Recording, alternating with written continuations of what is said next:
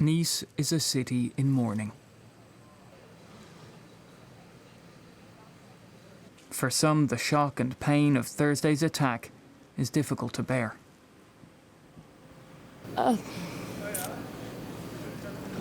It makes me really sad because I'm from Nice. I work 50 metres down the road and it could have been my mother, my aunt. We're dealing with crazy people who want to impose their awful rules on us.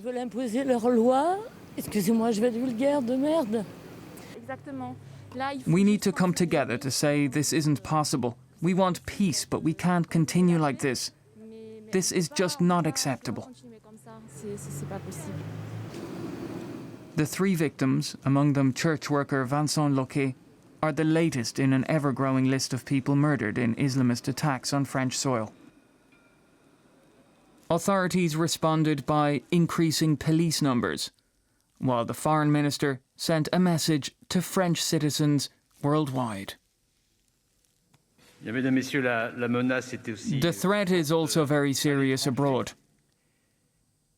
Messages of hate online can quickly turn into real violence, and we've decided to take all the necessary measures to ensure the security of our interests and our expats.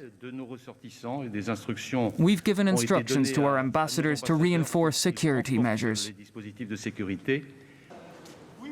French prosecutors believe the suspect is a Tunisian national who arrived in the EU in September via the Italian island of Lampedusa. His family said he never showed signs of extremism. Police are warning citizens to be extra vigilant.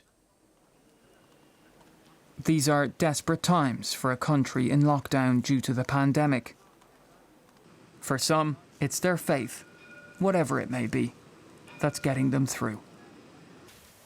And our correspondent Lisa Lewis joins us now from Nice.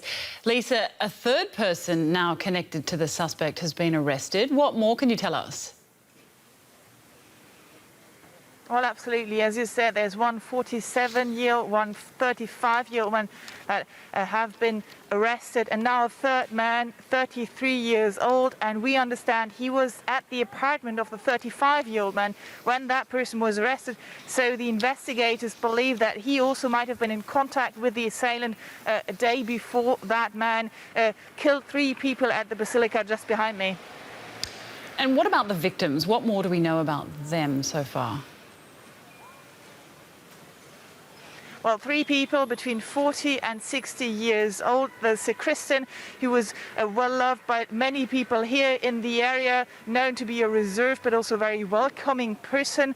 Then a 60-year-old lady who was decapitated almost at the church, and a Brazilian lady who managed to flee from the church but then fled to a nearby cafe and died of her wounds there, not before saying, "Please tell my children that I love them." So many people are really shocked by what happened here, and it will take time to really digest what has happened, if that's possible at all. Yeah, certainly really tragic events there. Now, we also have more details that are coming out about the suspect. Can you give us a little bit of an explanation about those? We understand he was a 21-year-old Tunisian who first went to Italy and then arrived in France a day or 2 before the attack. The police found a backpack with him with 3 knives, 1 Quran. It's not really clear why he committed this attack. It seems very odd, though, that he arrived just shortly before committing the attack in France and instantly kind of discovered or identified the target he wanted to attack.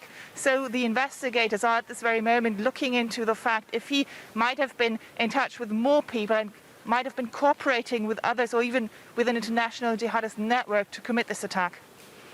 Now, obviously, I know that France is in quite a strict lockdown, but will there be any events this weekend to commemorate the victims? The Basilica has planned a commemorative mass tomorrow night. The mayor of Nice has also said that they would look into maybe holding a commemorative service or an event, but everything is obviously, as you said, kind of limited by the lockdown. Normally such events are not allowed, but the government is likely to make an exception, at least for a limited number of people. Right, Lisa Lewis in Nice for us. Thank you very much.